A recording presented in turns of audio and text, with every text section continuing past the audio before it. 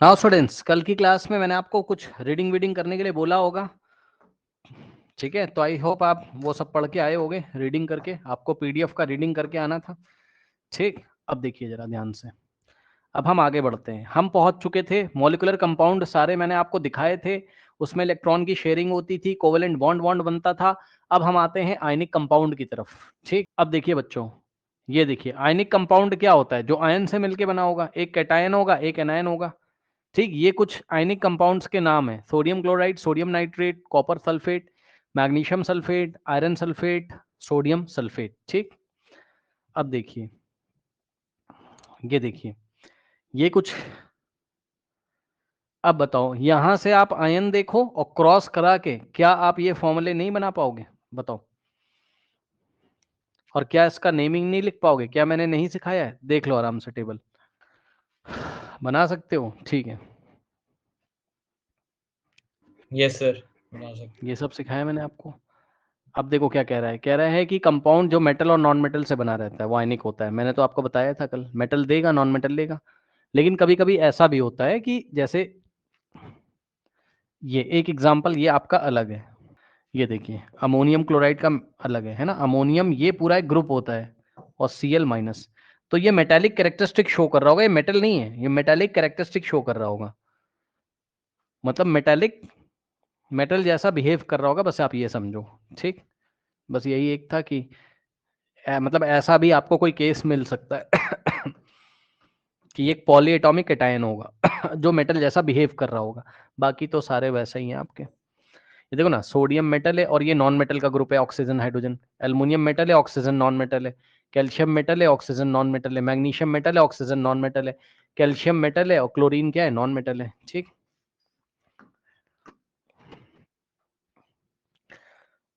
अब देखिए Al2SO4 whole thrice का chemical formula, sorry chemical name आप लिख लोगे।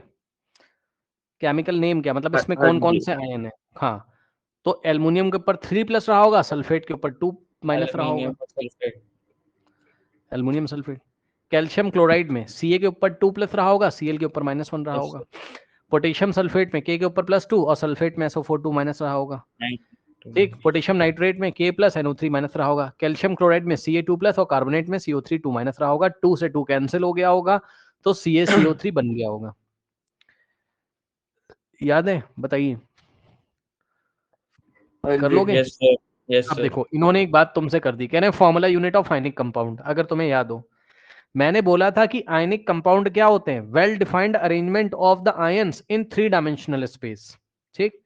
3 डायमेंशनल स्पेस में ये आयंस अरेंज रहते हैं। अब साइंटिस्ट लोग जाते हैं और देखते हैं इसमें कौन सी यूनिट बार बार रिपीट कर रही है। सुना ध्यान से, साइंटिस्ट लोग क्या करते हैं? जाते हैं और देखते हैं कि इसमें कौन सी यूनिट बार बार रिपीट कर रही है ना?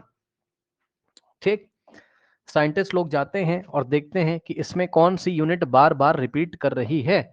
तो इनको बार बार NaCl, चाहे इधर से पकड़ लें NaCl, चाहे इधर से देख लें NaCl, चाहे ऐसे देख लें NaCl, चाहे ऐसे देख लें, वो बार बार रिपीट कर रही। तो जो यूनिट बार बार रिपीट करती है उस यूनिट को ही ये लोग फॉर्मूला यूनिट बोलते हैं। क्या बोलते हैं? Formula formula unit. यूनिट बोल।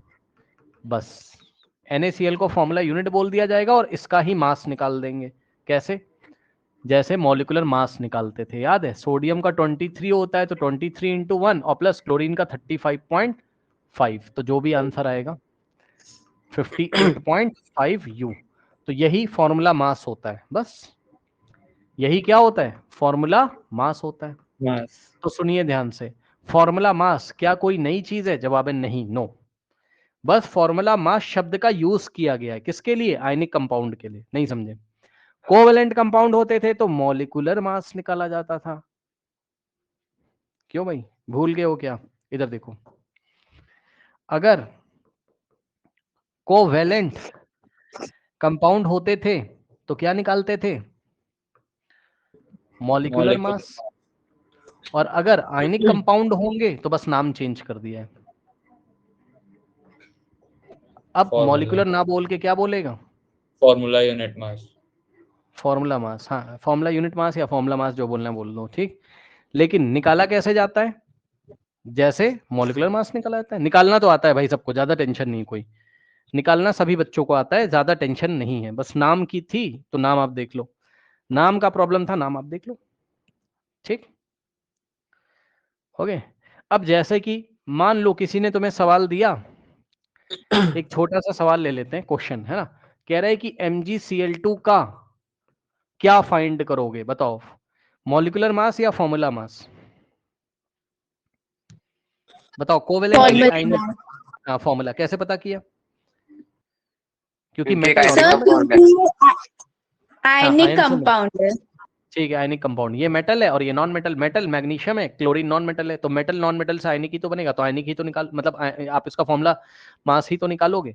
ठीक, और सुनो, कॉमन भाषा में लोग जल्दी जल्दी बातचीत करते हुए इसको भी मॉलिक्यूलर मास बोल देते हैं, कोई बात नहीं, चलेगा। ठीक, कॉमन भाषा में लोग आपस में बातचीत करते हुए क्या करते हैं, इसको भी कौन से नाम से जान जाते हैं, फॉर्मूला मास के नाम से, कोई बात नहीं, ठीक है यार, चलेगा इतना। फॉर्मूला मास कह रहा हूँ, sorry, molecular mass, formula mass तो है ही है। ठीक, इस मतलब आयनिक कंपाउंड के मास को भी ये लोग मॉलिक्यूलर मास के नाम से बोल देते हैं। अरे बोल दिया तो बोल दिया, क्या दिक्कत है यार, तुम्हें तो आंसर निकालने से मतलब है, आंसर तुम निकाल लोगे, है ना? क्यों भाई? मैग्नीशियम का सिंबल क्या होता है, नीचे 12 ऊपर 24, और क्लोरीन का तो तुम्हें 95U है। हाँ, तो कितना हो जाएगा बताओ, मैग्नीशियम 1 है तो 24 और प्लस कितने क्लोरीन है 2, तो 2 इंटू 35.5 into 2 तो कितना आ जाएगा 24 और प्लस 71 35.5, हाँ 35.5 इंटू 2 70 प्लस 4 94U, तो 94U क्या आ सर जाएगा इसका? 71 71 है। अच्छा सॉरी, 35.5 इंटू 2 कितना होता है, ये गलती मेरी तरह मत कर देना भाई एग्जाम में। 35 का डबल 70 और 0.5 का डबल 171, तो कितना हो जाएगा 95U। तो ये क्या है, फॉर्मूला मास बोल दो चाहे मॉलिक्यूलर मास बोल दो, लेकिन सही तरीका क्या है, लोग कॉमन भाषा में, आम भाषा में लोग क्या बोल देते हैं इसको, मॉलिक्यूलर मास, लेकिन सही तरीका ये है कि ये आयनिक कंपाउंड है और आयनिक कंपाउंड के लिए फॉर्मूला मास शब्द का यूज किया जाता है, बस। ठीक, अब देखिए, और पता नहीं आपको याद है कि नहीं, देखते हैं आपको याद है कि नहीं, जरा ये बताना कि इसका मेल्टिंग बॉइलिंग पॉइंट कैसा होगा, आयनिक कंपाउंड का मेल्टिंग बॉइलिंग पॉइंट कैसा वेरी होगा, हाई वेरी या high low? Very high very high very high. ठीक, अब देखो जरा ध्यान से, अब देखो बच्चों, हाँ ये एक अच्छा, इन्होंने कुछ बात ऐसे ही कर रहे हैं भैया, इनकी सुन लो बात, है ना, इनकी सुन लो। अब देखो, इन्होंने बोला कि अमोनियम सल्फेट का फॉर्मूला बनाओ, तो बना लो। अमोनियम क्या होता है तुम्हारा NH4 प्लस, और सल्फेट क्या होता है SO4 माइनस, 1 उधर जाएगा 2 इधर आएगा, लो क्या दिक्कत है, 1 तो लिखा नहीं जाता है, और सॉरी ये sorry I am very sorry, ये 2 इधर आएगा तो इसका होल ट्वाइस कर देना, और SO4 का होल 1, और 1 लिखा नहीं जाता है, तो आंसर क्या आएगा NH4 होल ट्वाइस SO4 आ जाएगा, बताइए सही बात है कि नहीं? हाँ। Yes sir. तो ये तो आपने चलिए बना लिया, लेकिन अगर हम मान लीजिए यहीं पर पता है क्या करें, चलो मैं एक चीज आपको दिखा ही देता हूं, आप समझ पाओगे। देखो अभी अभी फॉर्मूला तुम्हारे सामने बनाया है, चेक कर लेना, है ना, NH4 whole twice SO4, NH4 whole twice SO4, ठीक, NH4 होल ट्वाइस SO4। अब बताओ ये आयनिक कंपाउंड है कि नहीं है, बताओ, आयनिक कंपाउंड है कि नहीं है? बिल्कुल है, क्योंकि ये बना हुआ है आपका अमोनियम आयन से और साथ में सल्फेट से, तो आयन से बना हुआ है तो आयनिक कंपाउंड तो है। और सुनो, अगर ये आयनिक कंपाउंड है तो बताओ मॉलिक्यूलर मास शब्द का यूज करेंगे या formula mass? Formula mass. Formula mass. हाँ, लेकिन अगर कोई मॉलिक्यूलर मास बोल देता है तो चलेगा यार, ठीक है, कोई दिक्कत नहीं है, क्योंकि जब हम लोग 11th क्लास में पढ़ने लगते हैं ना, तो इतना सिलेबस होता है कि ये सब छोटी मोटी चीजें हम लोग नहीं देखते हैं, हम उसको मॉलिक्यूलर मास बोल के, हमें तो आंसर से मतलब है ना, हम कैलकुलेट करके आगे बढ़ते हैं। ठीक, तो ध्यान रखना, कोई टीचर अगर मॉलिक्यूलर मास भी बोल रहा है सब चलेगा, कोई दिक्कत नहीं, बट सही तरीका ये, इसका नाम होता है फॉर्मूला मास। अब देखो यहां पर ना यार, यहां पर भैया निकालना बड़े जबरदस्त वाली चीज है, मतलब समझो ये ब्रैकेट लगा हुआ है, बोलो हाँ, तुम भी लगा दो, यस सर। ठीक। और ये 2 से मल्टीप्लाई कर दो ऐसे, और प्लस करके सल्फर का लिख दो, फिर ऑक्सीजन, समझ गए होगे। अब तो सल्फर का मैं आपको दिखा देता हूं ना, सल्फर का 1632 और ऑक्सीजन का 816, ठीक है। तो सुनो, सल्फर कितने तुम्हारे, ओनली 1 है, तो 1 इंटू 32, और 32 प्लस ऑक्सीजन कितने 4, तो 4 इंटू 16। ये तो बात तुम्हें समझ में आ गई बाहर वाला। इसके अंदर जो कुछ है उसका लिख दो। नाइट्रोजन कितना है बोलो, 1, तो 1 इंटू 1 14 हो जाएगा। नाइट्रोजन का 14 सिंबल तुम लोग को याद होगा, 7, 14 ऊपर होता है प्लस 14, 4 प्लस 4 1 इंटू into 1। और सुनो, ये वाला होल ट्वाइस कहाँ गया, देखो एक बात बता, ये होल ट्वाइस तुम्हें ये कह रहा है कि कितने अमोनियम है, 2। यस कितने सर। अमोनियम है, 2। इसलिए 2 मैंने क्या किया, एक अमोनियम का ब्रैकेट में निकाला और 2 से मल्टीप्लाई कर दिया, डबल कर दूंगा। तो अब इसको सॉल्व करो, 2 इंटू, पहले ब्रैकेट सॉल्व कर लेना भाई, 14 इंटू 1 14, और प्लस 4 इंटू 1 4, और प्लस 32 इंटू 1 32, और प्लस 16 4 116 U. 64। तो यहां से आ जाएगा 2 इंटू 14 प्लस 4 कितना होता है 18, 18 और प्लस 6 प्लस 4 प्लस 2 6 प्लस 3 9, और 9 यहां से हो जाएगा 36 प्लस 96 96, और 6 प्लस 6 होता है 12, और 1 जाएगा, तो जो भी आएगा देख लेना भाई, 142 U। मैं चाहता हूं कि ये सवाल आप अपना कॉपी पेन लेके अभी सॉल्व करिए, कॉपी पेन सामने रखा करिए। कर लिया सर। सब लोग करिए ये सवाल, देखो जो करने वाली चीज होती है क्लास में जरा करिए, क्योंकि यही तो पूछेगा तुमसे एग्जाम में। ये डिफिकल्ट सवाल हो गया ना, तो एग्जाम में पूछ सकता है, करिए। चलो, क्या मैं नेक्स्ट क्वेश्चन दूं? हाँ जी सर।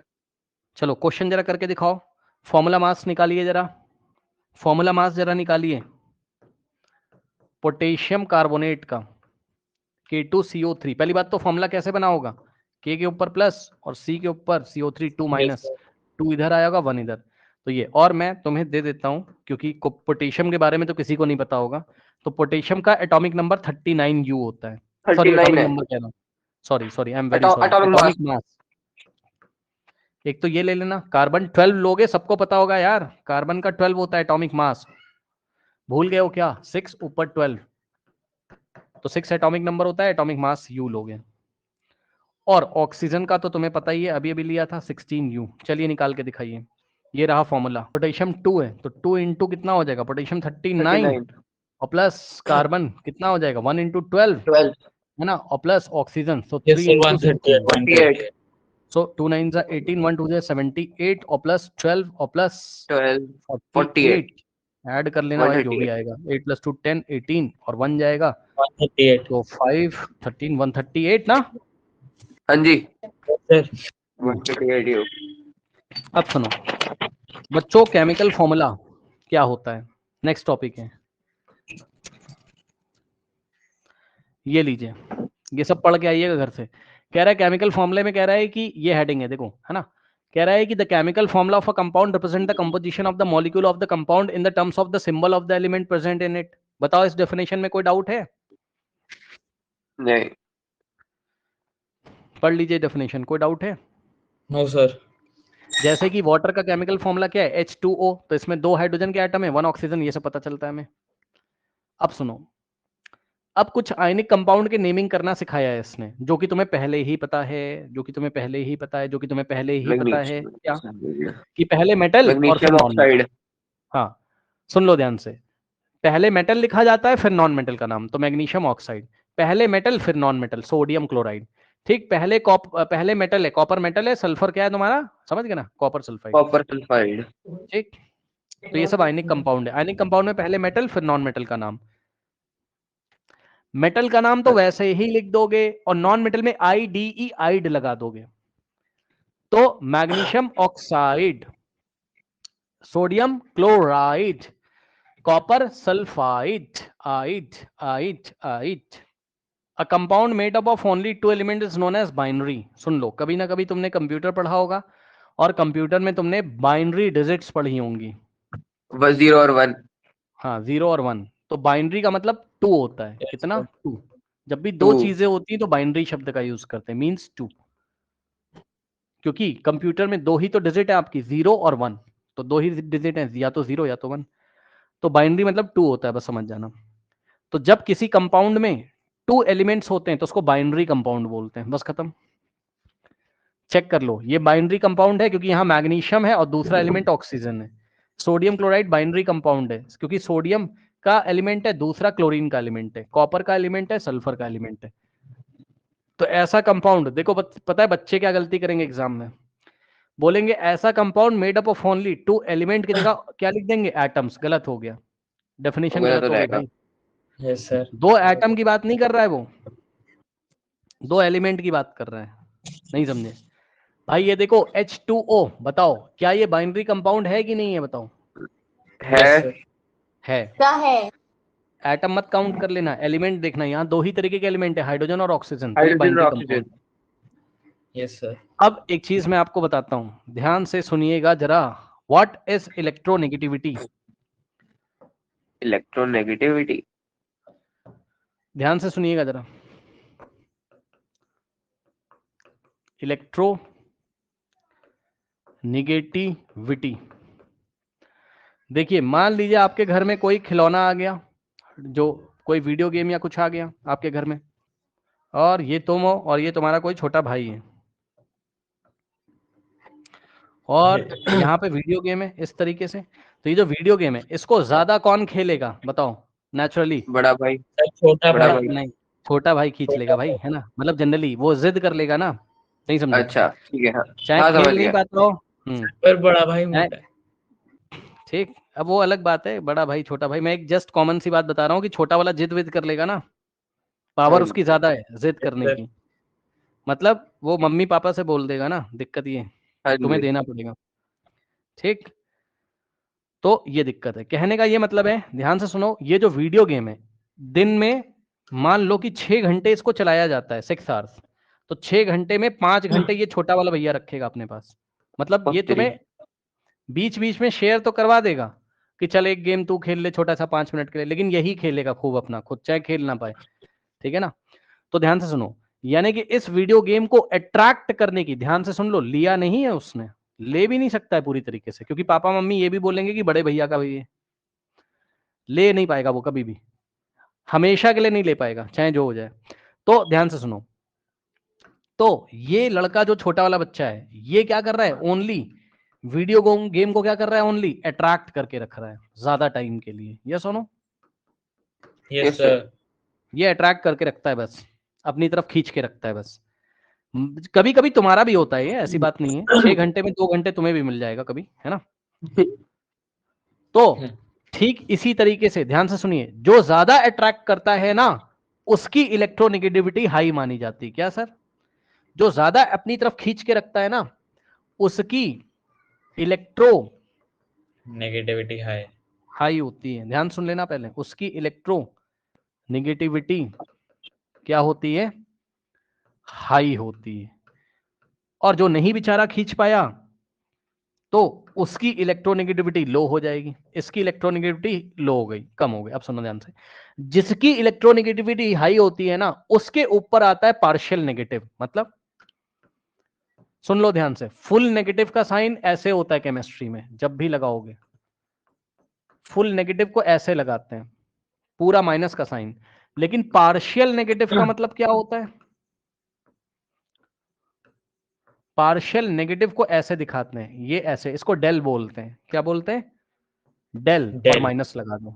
हाँ मैं लिख देता हूं, डेल नेगेटिव पढ़ोगे इसको, ये डेल का सिंबल है, ये डेल होता है, डेल ग्रीक लेटर है, डेल बोलते हैं इसको। अब ये क्या होता है? तो फुल नेगेटिव कब होता है? फुल नेगेटिव तब दिया जाता है केमिस्ट्री में जब कोई इलेक्ट्रॉन को पूरी तरीके से गेन कर ले। भूल गए हो क्या? इधर देखो, सोडियम ने Yes, sir. अपना इलेक्ट्रॉन निकाल दिया था, याद है? हाँ जी। Yes sir.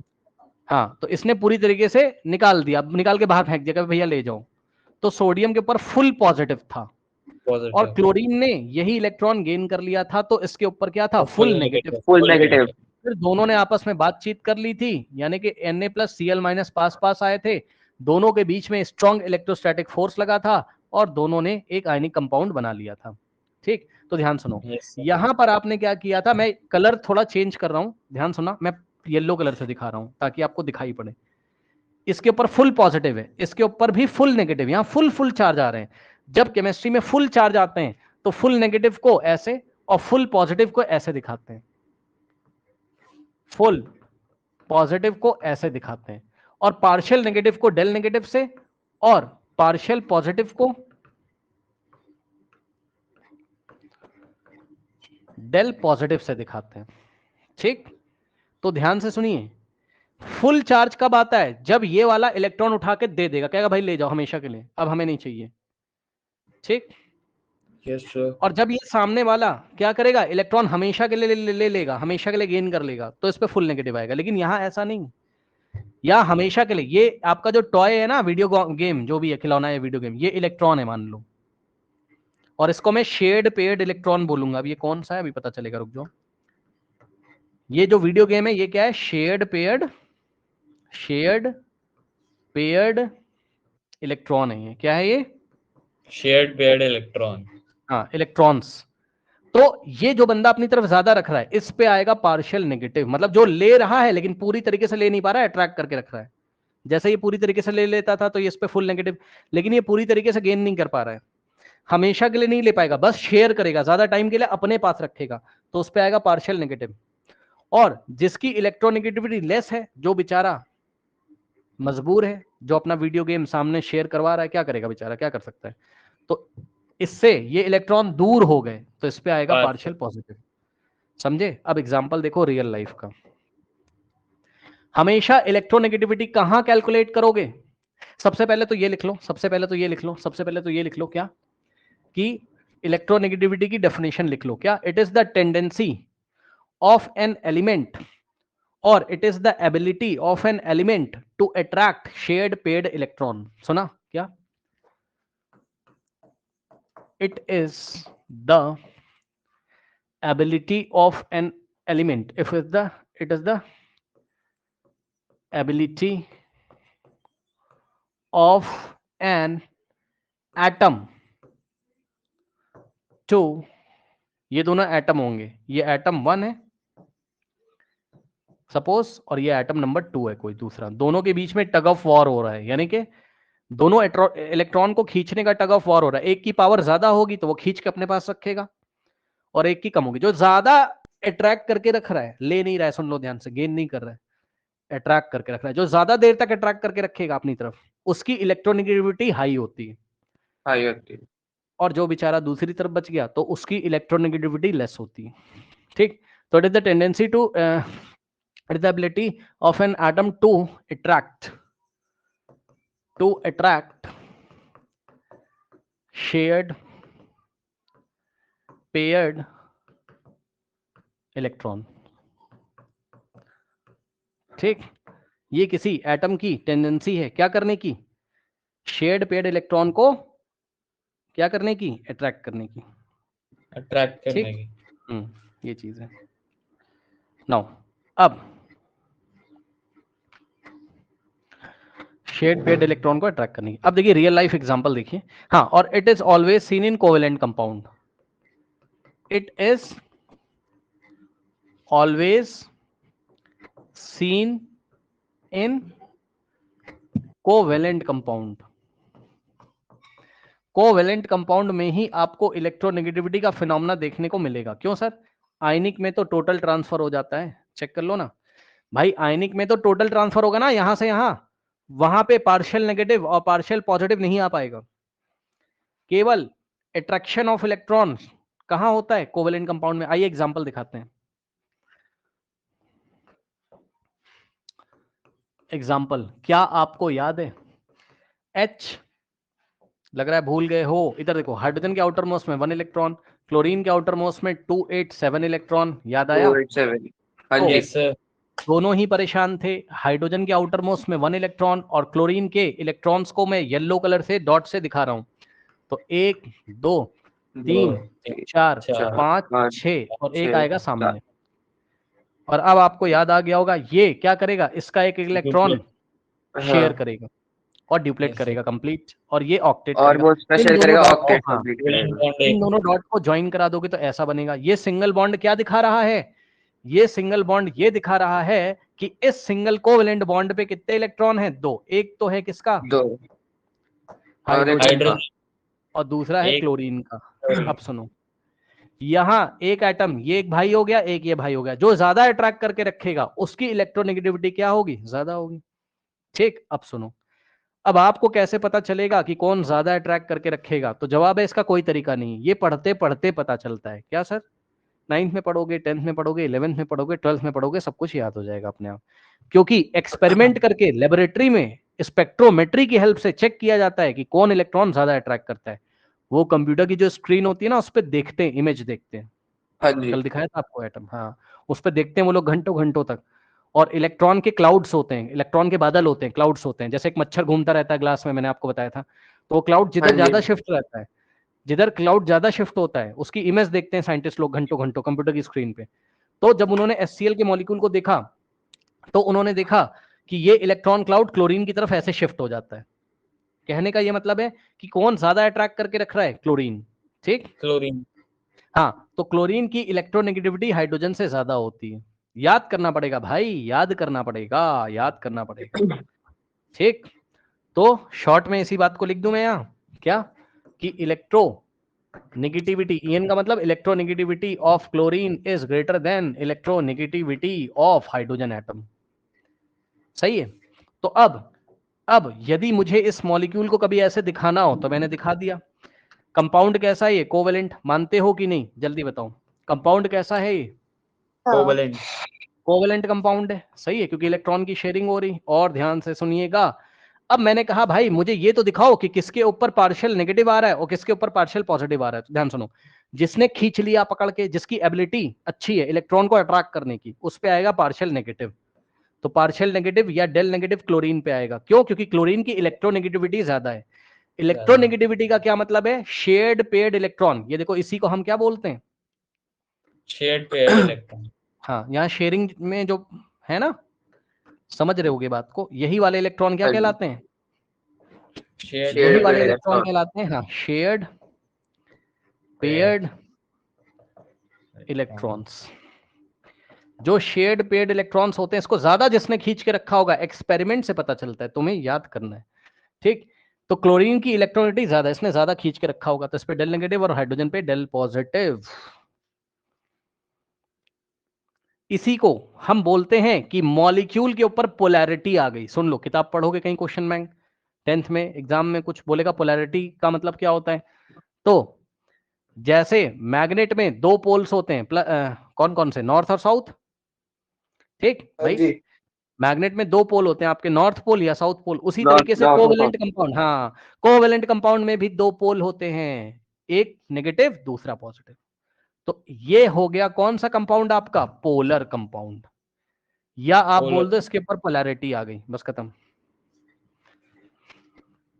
तो अब सवाल है आपके लिए कि पोलैरिटी क्यों आती है, पोलैरिटी क्यों देखने को मिलती है? Shared paired electrons. हाँ, due to the difference in the electronegativity between the atoms, है ना। Yes sir. पोलैरिटी क्यों देखने को मिलती है, व्हाई? तो जवाब है due to the difference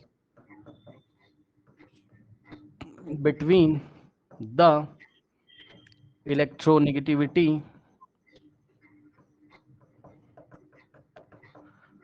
of the two atoms। दो एटम के बीच में इलेक्ट्रोनेगेटिविटी डिफरेंस होता है। मतलब सर, मतलब क्या, मतलब इलेक्ट्रॉन जो शेड पेड वाले हैं इलेक्ट्रॉन, उनको अट्रैक्ट करने की एबिलिटी किसी की कम, किसी की ज्यादा। जिसकी ज्यादा उस पे माइनस, जिसकी कम उस पे प्लस। तो अब एक बात बताओ, आप बाजार जाते हो, आप सब्जी खरीद के लेके आते हो, तो जब आप सब्जी खरीद के लेके आते हो तो मास को आप नंबर से दिखाते हो।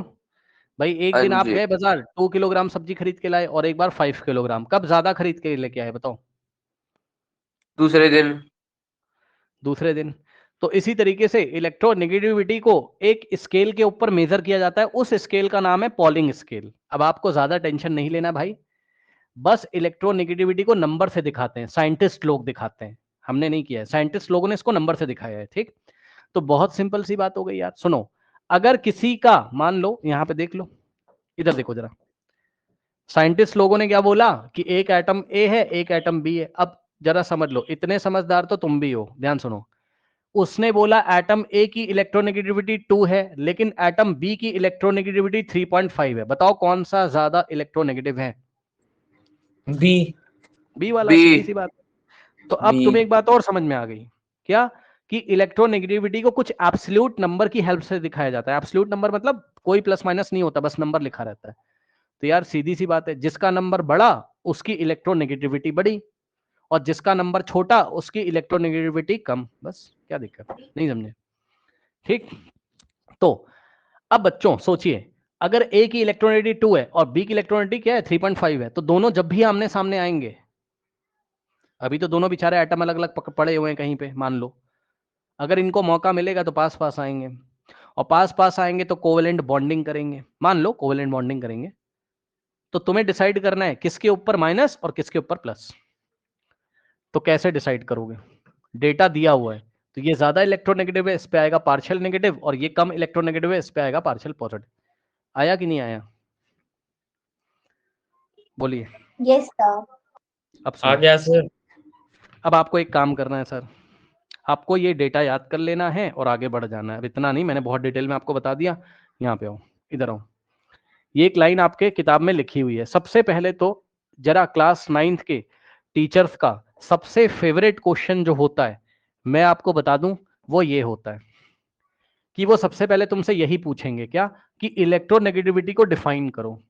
पढ़ लीजिए डेफिनेशन, और मुझे बताइए कि इस डेफिनेशन में कोई डाउट है? पढ़ो। Sir, ये वाला statement, shared electrons of a bond towards it.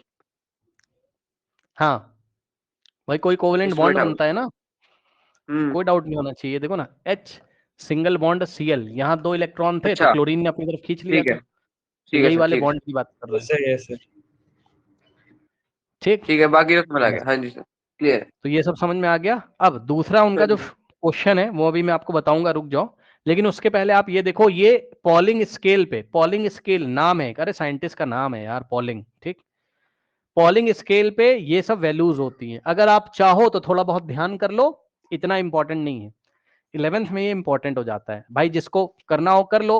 अब क्या ही करोगे, है ना। देखो, हाइड्रोजन की इलेक्ट्रोनेगेटिविटी 2.1, ठीक। कार्बन की इलेक्ट्रोनेगेटिविटी 2.5, नाइट्रोजन की 3.0, क्लोरीन की 3.0, ऑक्सीजन की 3.0, एंड फ्लोरीन की कितनी होती है? 4 होती है पॉलिंग स्केल पे, ऑन द पॉलिंग स्केल। बस अब ये देख के तुम पहचान जाओगे। बताओ इन सब में से कौन सा एलिमेंट ऐसा है जिसकी हाईएस्ट इलेक्ट्रोनेगेटिविटी है? फ्लोरीन। क्लोरीन। बस यही सवाल आएगा एग्जाम में, सुन लो।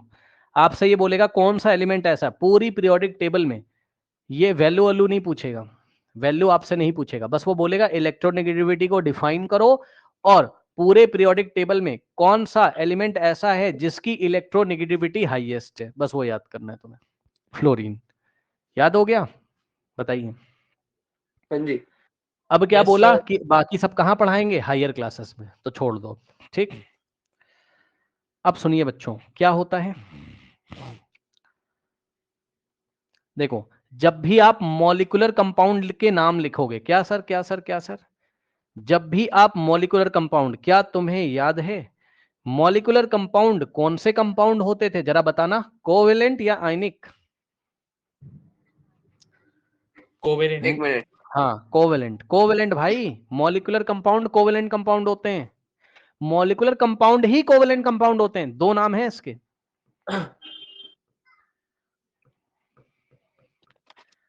और जरा बता देना कि कोवेलेंट कंपाउंड में क्या होता है? इलेक्ट्रॉन की ट्रांसफर। शेयरिंग। अच्छा, शेयरिंग शेयरिंग ट्रांसफर सॉरी कहाँ से सॉरी होता शेयरिंग, है? शेयरिंग। Sharing, sharing. कोवेलेंट में इलेक्ट्रॉन्स क्या होते हैं? शेयर्ड होते हैं, शेयरिंग होती है, ठीक। फिर से सुन लो, कोवेलेंट कंपाउंड बोलो चाहे मॉलिक्यूलर कंपाउंड बोलो, इलेक्ट्रॉन की शेयरिंग होती है, सुना। हाँ और जी। आयनिक कंपाउंड बोलो और चाहे इलेक्ट्रोवेलेंट कंपाउंड बोलो,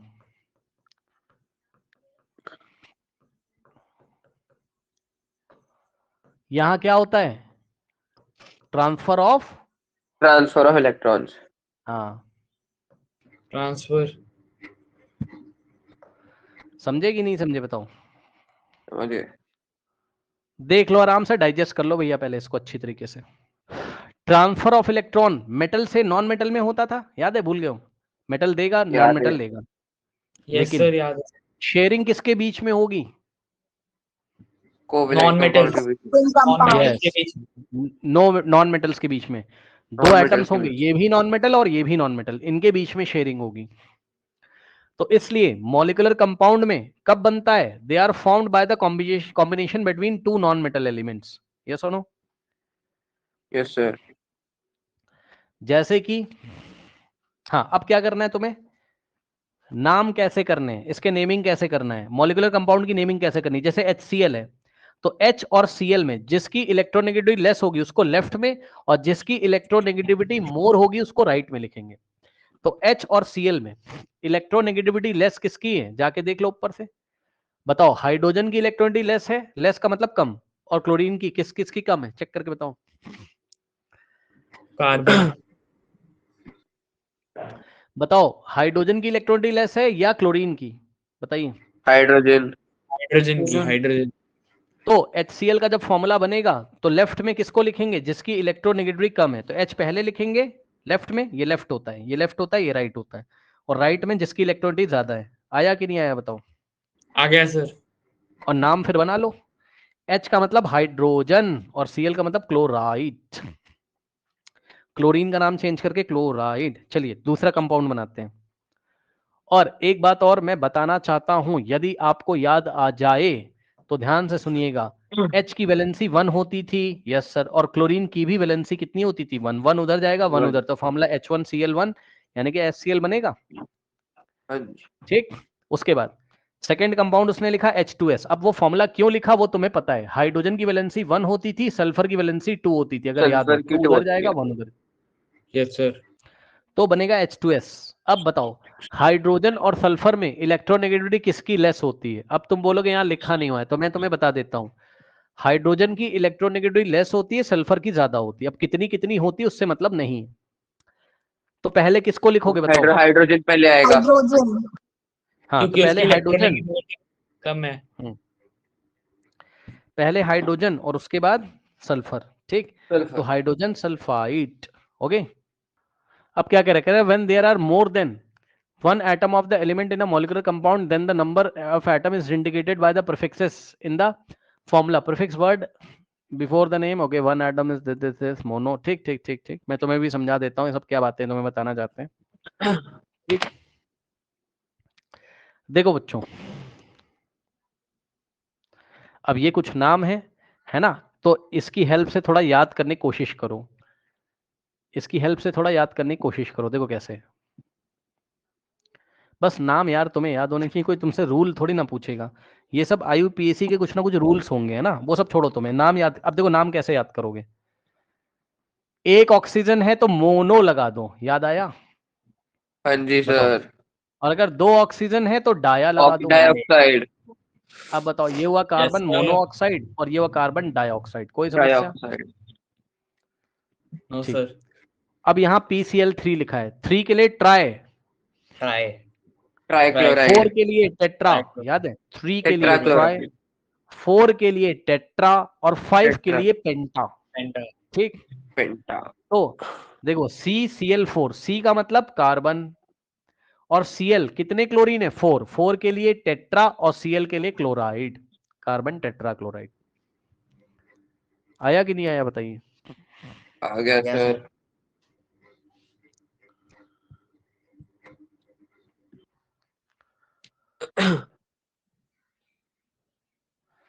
नाउ C का मतलब कार्बन, और Cl कितने? 4। Carbon yes sir. Tetrachloride. Carbon tetra chloride. अब सुनो, P का मतलब फॉस्फोरस, और 5 क्लोरीन है इसलिए पेंटा।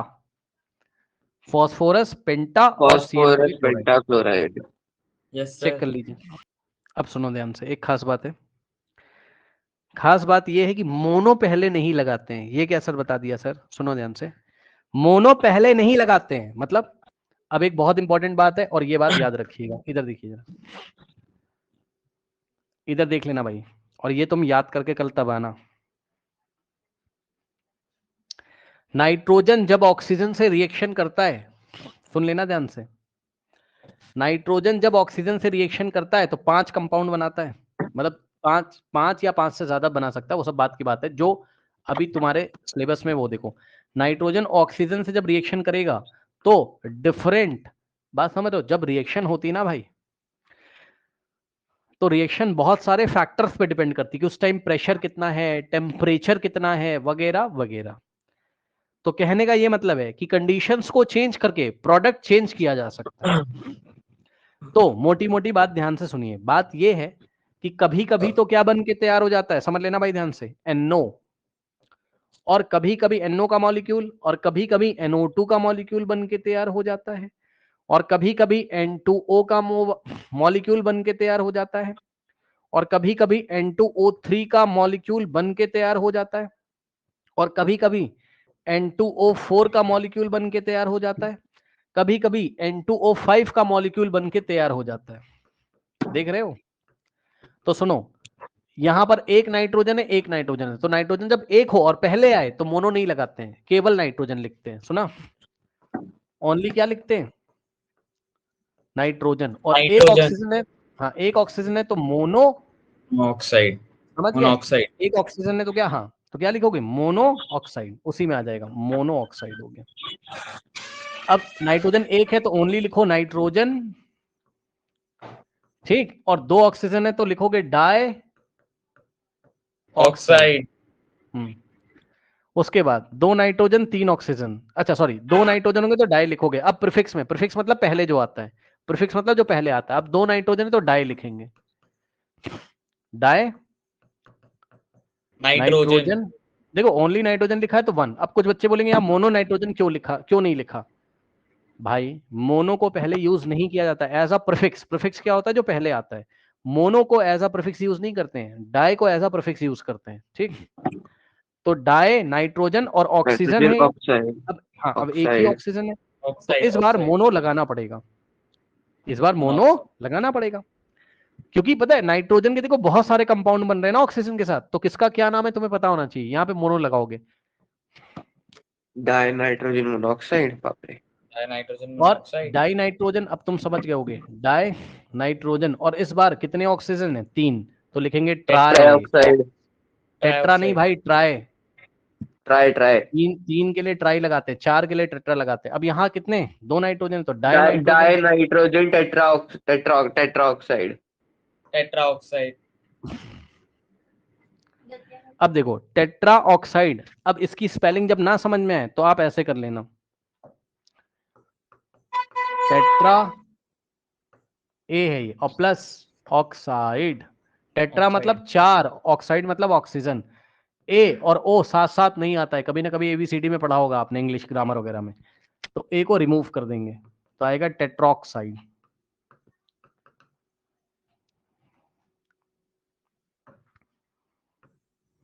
Die nitrogen pentoxide.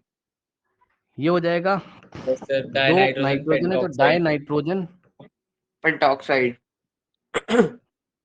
Pentoxide. Pentoxide, ऑक हो जाएगा, समझ गए, क्योंकि penta plus oxide, penta plus oxide, a को हटा दोगे पेंटॉक्साइड हो जाएगा।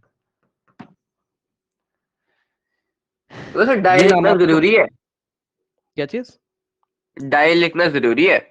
हाँ, ठीक। रीजन है उसका, क्योंकि नाइट्रोजन यहाँ बहुत सारे कंपाउंड बना रहा है, समझ रहे हो? हाँ। तो हाँ जी। नाइट्रोजन यदि यहाँ बहुत सारे कंपाउंड बना रहा है तो तुम्हें जो है पता होना चाहिए ना कौन सा है, तो आपको नाम पूरा प्रॉपर बताना पड़ेगा कि डाई नाइट्रोजन वाला है या हाँ जी, ओनली ठीक है। नाइट्रोजन वाला है या कौन सा है ना।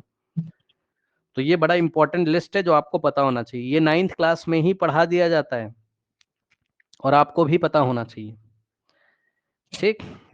और HCl का नाम तो तुमने देख ही लिया था, हाइड्रोजन क्लोराइड, ठीक है। हाँ जी सर। और H2S का नाम सब टेबल से याद करके आना, H2S का नाम हाइड्रोजन सल्फाइड, H2S का नाम, हाइड्रोजन सल्फाइड। हाँ। Hydrogen sulphide. Yes sir.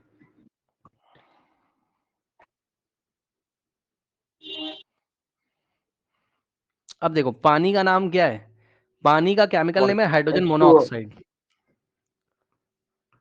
सुन लेना ध्यान से, वाटर का जो केमिकल नेम है आयुपैक के अकॉर्डिंग वो है हाइड्रोजन मोनोऑक्साइड। अब डाई नहीं लगाया इसमें क्योंकि पानी समझो यार बात को, एक से ज्यादा कंपाउंड थोड़ी ना बन रहे हैं हाइड्रोजन ऑक्सीजन के, बहुत सारे नहीं बन रहे इस तरीके से। चुपचाप लिखेंगे हाइड्रोजन और एक ही ऑक्सीजन है तो मोनो। मोनोऑक्साइड। अब ऐसा क्यों, बच्चा बोलेगा उसके लिए मोनो क्यों लगा दिया, क्योंकि पता है एक और हाइड्रोजन मतलब एक H2O2 भी तो बनता है, इसको हैवी वाटर बोलते हैं।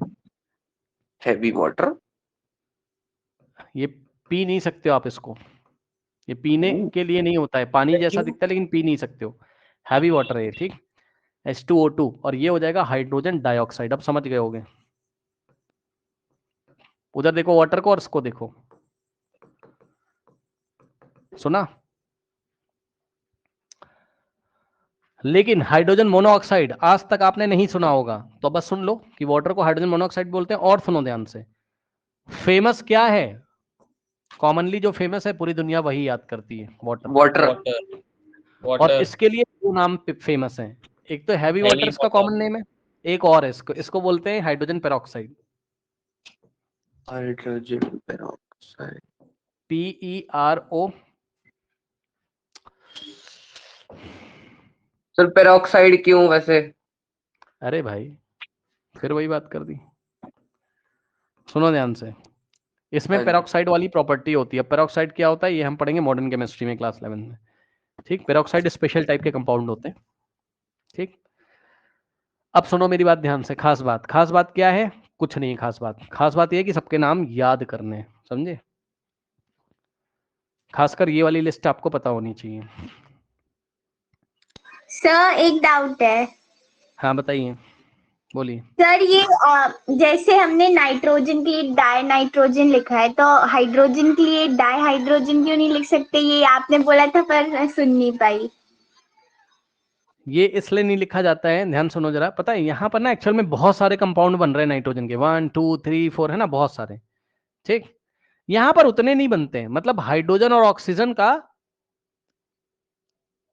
दो ही कंपाउंड बनेगा, एक ये वाला और एक ये वाला, और कोई बनता ही नहीं है।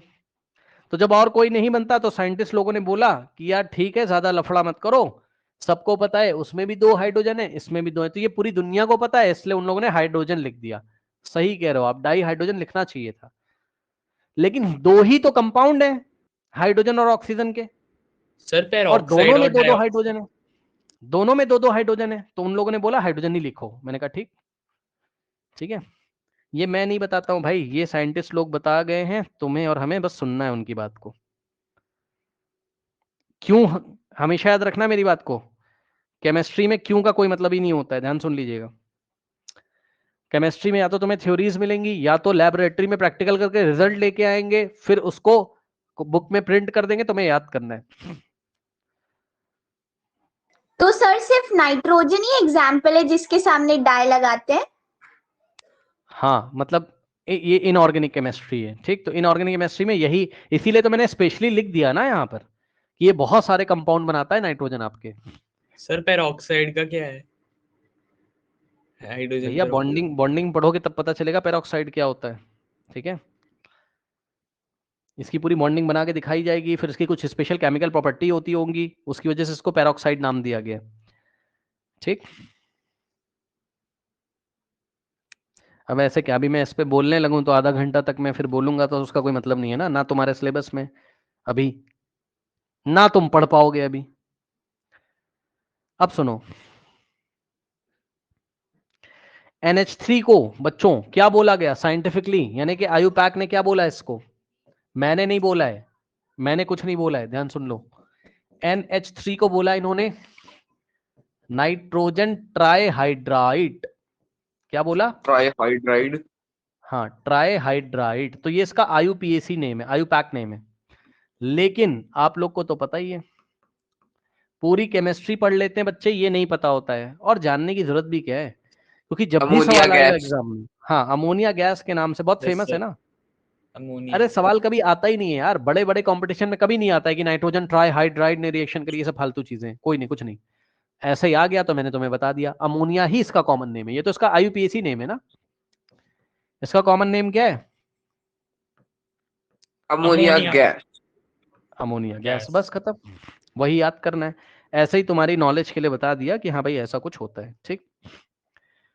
अब सुनो, और बहुत इंपॉर्टेंट बात ध्यान से सुनोगे, पता है जाते जाते क्या, एक ध्यान से सुनिएगा जाते जाते। देखिए बच्चों, और ये तो भाई तुम्हें पक्का पता होना चाहिए, चाहे जो हो जाए, ठीक, चाहे जो हो जाए। कुछ कुछ एलिमेंट ऐसे होते हैं, ठीक, जिनकी वैलेंसी एक से ज्यादा होती है। सुना ध्यान से, क्या बोला मैंने? कुछ कुछ एलिमेंट ऐसे होते हैं जिनकी वैलेंसी एक से ज्यादा होती है। ये देखिए बच्चों, यहां पर आपकी लिस्ट जो है बनी हुई है, ठीक। इस लिस्ट को बनाने से पहले एक बात मैं आपको बताना चाहता हूं, जल्दी से देख लीजिए बच्चों। देखिए, अब आपको थोड़ा थोड़ा अभी पता चलेगा, अच्छा लगेगा आपको। हाइड्रोजन की वैलेंसी मैंने 1 ली और सल्फर की, अब आप बोलोगे आप कैसे ले रहे हो, आपको कैसे पता चला? पढ़ाई करके पता चला है, ये सारे लैब के एक्सपेरिमेंट के रिजल्ट हैं। ध्यान सुनो, अब देखो यहां से जब कंपाउंड बनेगा तो कैसे बनेगा, ये इधर आएगा, ये इधर आएगा, यहां तुम्हें कोई H2S। समस्या नहीं होनी चाहिए, ठीक। ये तुम्हें पहले से ही पता है। अब ध्यान से सुन लेना, वेरी वेरी वेरी इंपॉर्टेंट, यहां बॉक्स में मैं रिजल्ट लिखूंगा। सर क्या? सर सल्फर कभी कभी कितनी वैलेंसी शो करता है? 2। अच्छा, वेरी गुड, बहुत अच्छी बात है। और सुनो, अब मैं तुम्हें एक और बना के दिखाता हूं, ठीक।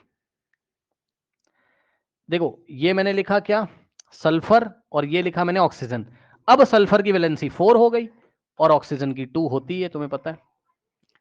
क्या आंसर आएगा? H2O4, 2 1 जा और 2 2 जा, आंसर आ गया SO2। SO2। क्या ये गैस तुम्हें नहीं पता? सल्फर डाइऑक्साइड, बोलो सल्फर बोलो बोलो। डाइऑक्साइड। नहीं पता? पता है ना? तो खास बात है, वेरी इंपॉर्टेंट खास बात है यहाँ, कि सल्फर डाइऑक्साइड में, भैया पक्का सुन लेना मेरी बात को, सल्फर की वैलेंसी 4 होती है, वेरी इंपॉर्टेंट। तो सल्फर 2 भी शो कर सकता है, 4 भी शो करता है, तुम्हें याद करना है, ठीक। और थोड़ा और ध्यान दिला दूं, एक सल्फर, देखो सल्फर डाइऑक्साइड में 1 सल्फर है, 2 ऑक्सीजन ना, बोलो बोलो बोलो हाँ जी। बोलो। यस तो यस भैया खुद यस दिमाग लगा लेते हैं, खुद दिमाग लगा लेते हैं ना तुम, कि एक ऑक्सीजन के एटम की वजह से वैलेंसी कितनी होती है? 2। बोलो जल्दी से, या सुनो। तो कितने जल्दी से। ऑक्सीजन के एटम है? 2 ऑक्सीजन एटम है, तो 2 ऑक्सीजन एटम की वजह से वैलेंसी टोटल कितनी हो जाएगी? 4। और तो उसको बैलेंस करने के लिए सल्फर की वैलेंसी कितनी होनी चाहिए थी? 4। ओ हाँ। ये मैंने आपको पीछे पढ़ाया था। अब सुनो, अभी मैं इसका कंक्लूजन भी आपको बताऊंगा, और सुनो। अब यहां पर मैं लेने जा रहा हूं सल्फर की वैलेंसी 6 और ऑक्सीजन की तो 2 है ही है, क्रॉस करा दो, ठीक। Yes, तो sir. बनेगा S2O6 और 2 1 जा 2 होता है, 2 3 जा 6, तो आंसर आएगा SO3। और ये गैस भी तुमने सुनी हुई है, सल्फर ट्राइऑक्साइड है, ये चेक कर लो, tri, sulphur trioxide. Sulphur trioxide है ये सल्फर डाइऑक्साइड था।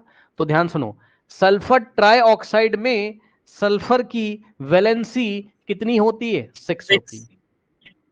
और अगर आप चाहते तो दिमाग लगा लेते, एक ऑक्सीजन की वजह से वैलेंसी कितनी होती है? 2। तो यहां ऑक्सीजन के 3 एटम है, तो 3 एटम की वजह से वैलेंसी कितनी होगी? 6। तो सल्फर को अपनी वैलेंसी कितनी करनी पड़ेगी? 6, ठीक। तो अब कंक्लूजन सुनो, कंक्लूजन ये है कि सल्फर 3 वैलेंसी शो करता है, कभी कभी तो 2, कभी कभी 4, कभी कभी 6। देखा? तो सल्फर के अलावा और कौन कौन से ऐसे एटम हैं जो अपनी वैलेंसी वेरी कर सकते हैं? तो सुनो, आयरन। नाइट्रोजन, सुन लो, हाँ वो तो अभी दिखाएंगे, सही बता रहे हो आप। कॉपर लेकिन कॉपर हाँ, नाइट्रोजन कभी कभी 3 शो करता है, कभी कभी 5, और सुन लो फॉस्फोरस भी कभी कभी 3 शो करता है, कभी कभी 5 शो करता है, 4 याद रखिएगा, ठीक। और सुनो, इसके अलावा सर, इसके अलावा तुम्हें सब कुछ पता है, ये लो, ये तुमने पढ़ाई हुआ है। कॉपर कभी कभी 1 दिखाता है तो क्यूप्रस, और 2 दिखाता है तो क्यूप्रिक। मरकरी Hg+1 होता है तो मर्क्यूरस, और +2 होता है तो मर्क्यूरिक। Fe+2 होता है तो फेरस, +3 होता है तो फेरिक। बस यही है, और क्या। अब आपको सर फास्फोरस की क्या क्या होती है वैलेंसी? 3 और 5 यहाँ लिखा हुआ है, ये देखिए, बड़ा इंपॉर्टेंट है भाई, ये तो बड़ा इंपॉर्टेंट है, वेरी वेरी वेरी इंपॉर्टेंट है सवाल ये। आपसे पूछ लेगा वो एग्जाम में कि 1-2 एलिमेंट के नाम ऐसे बताओ कि जो एक से ज्यादा वैलेंसी शो करते हैं। वो आपसे पूछ लेगा कि सल्फर के 3 कंपाउंड के एग्जांपल दो जिसमें उसकी वैलेंसी 2, 4 और 6 होती हो। तो H2S में सल्फर की वैलेंसी 2, हाइड्रोजन सल्फाइड में सल्फर की वैलेंसी 2, सल्फर डाइऑक्साइड में सल्फर की वैलेंसी कितनी होती है 4, 4 और सल्फर ट्राइऑक्साइड में सल्फर की वैलेंसी कितनी होती है 6। समझे? अब इसके आगे हम नेक्स्ट क्लास में पढ़ेंगे। जाइए।